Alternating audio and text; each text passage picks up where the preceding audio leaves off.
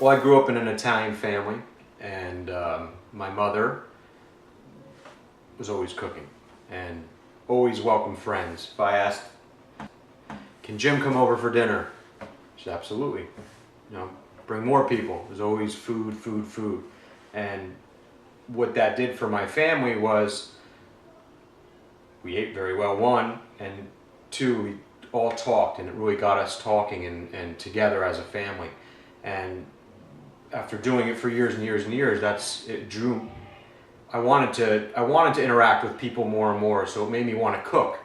Because to me, cooking and eating meant interacting with friends and family. All my friends and coworkers think I'm so lucky because I get to come home to these fabulous dinners, everyday dinners that he makes that are completely delicious. And we constantly host our friends at our house, and they all look forward to when it's our turn to have a dinner party here because we just get together, we have amazing food, and just have a wonderful time.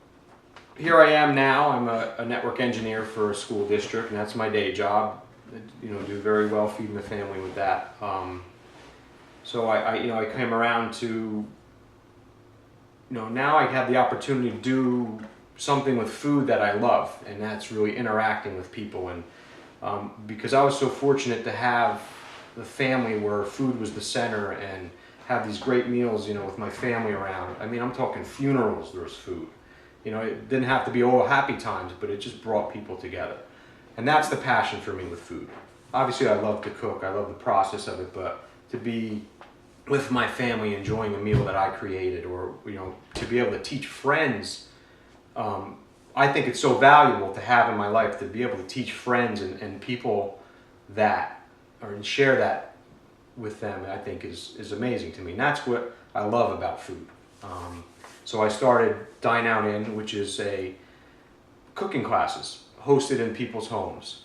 I did do dinner parties where I'd come in and do private 8 to 12 people dinner parties, wine pairings, and they're hectic.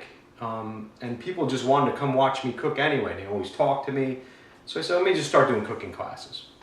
So now I do that. I started to write a curriculum of techniques for the home cook, sauteing, roasting a chicken, grilling a steak for your family, making vinaigrettes, very practical stuff that, to show people they could easily make a meal for their friends and family and enjoy cooking. So we've got all the information out there. We've had flyers and business cards we've handed out. We've had a lot of inquiries. So at this point, we're just waiting for people to organize themselves and get a group together and start making some official bookings. But I have complete confidence in his skills and his personality, and I'm sure that he's going to be a great success. Actually, great thing to learn, to actually put a little oomph in anything you're making. Most people buy breadcrumbs and they taste kind of stale. They come in a container, probably been sitting on a shelf for months. Easy to make. We're going to show you how to do it. You take basically fresh Italian bread, sliced bread. You can even use white, country white loaf bread if you like. Simply take the slices, chop them up roughly, cut them in lengths, however you want them. Okay, now it's going to get loud. I'm just going to pop the lid on the food processor and pulse it.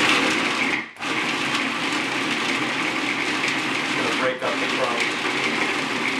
I'm going to put a good glug of olive oil in it. I would say probably about 3-4 tablespoons. This is probably about 3 cups of croutons or breadcrumbs, whatever you want to call it. These, like I said, these are a little rougher, so they're almost like a crouton.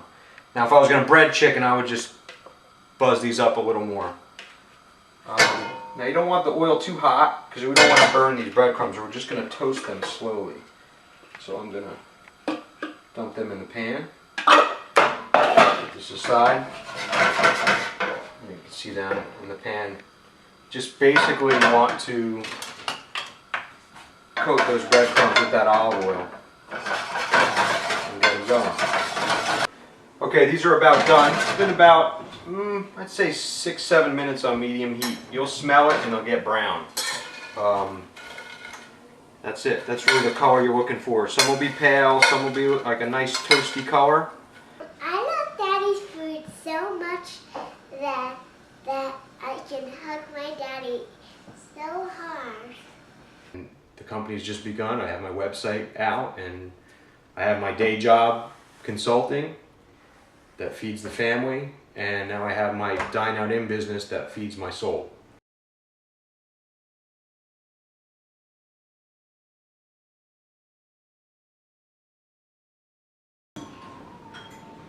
So yummy. This is so yummy. I concur.